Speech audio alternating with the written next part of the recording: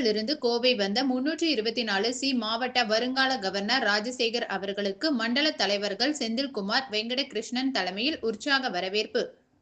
அமெரிக்காவில் நடைபெற்ற ஆளுநர் தலைமை பண்பு பயிலரங்கத்தில் கலந்து கொண்டு கோவை திரும்பிய 324 மாவட்ட 2025-2026 ஆண்டு வருங்கால ஆளுநர் ராஜசேகர் அவர்களுக்கு 324 நிர்வாகிகள் சார்பாக கோவை விமான நிலையத்தில் உற்சாக வரவேற்பு அளிக்கப்பட்டது.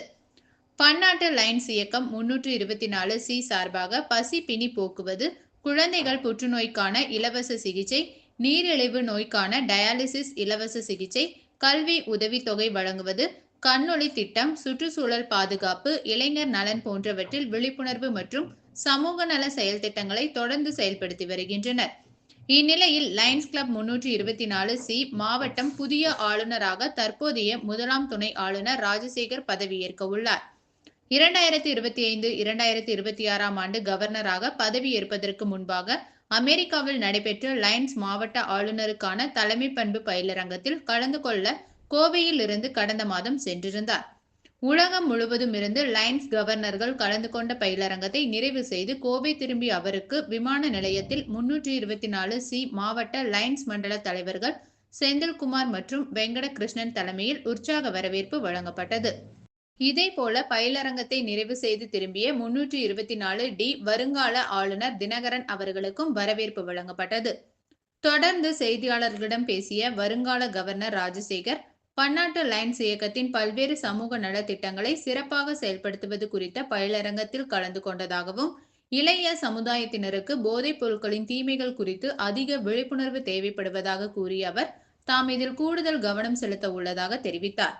விமான நிலையத்தில் நடைபெற்ற வரவேற்பு நிகழ்ச்சியில் லைன்ஸ் கிளப் 324 கிளப் மற்றும் கிளை அமைப்பு நிர்வாகிகள், 324 மாவட்ட முதல் துணை ஆளுநர் செல்வராஜ், GAT ஒருங்கிணைப்பாளர் சூரி நந்தகோபால், PTG கருணாநிதி, GLT ரவிசங்கர், வட்டார தலைவர் டாக்டர் கர்ணன் மற்றும் ஆனந்தகுமாரி, வெங்கடேஷ், முத்துவேல், ராஜா சுந்தரம், கனகராஜ், ஈஸ்வரன், அசோகா உட்பட பலர் கலந்து கொண்டனர்.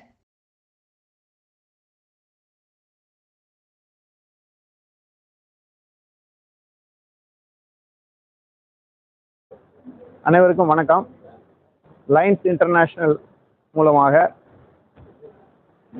டிஜி ஸ்கூலிங் சிகாகோ நகரில், யுஎஸ்ல சிகாகோ நகரில் நடைபெற்று மிக அருமையான ஒரு 5 நாள் பயிலரங்கத்தை முடித்துவிட்டு இங்கே வந்திருக்கின்றோம்.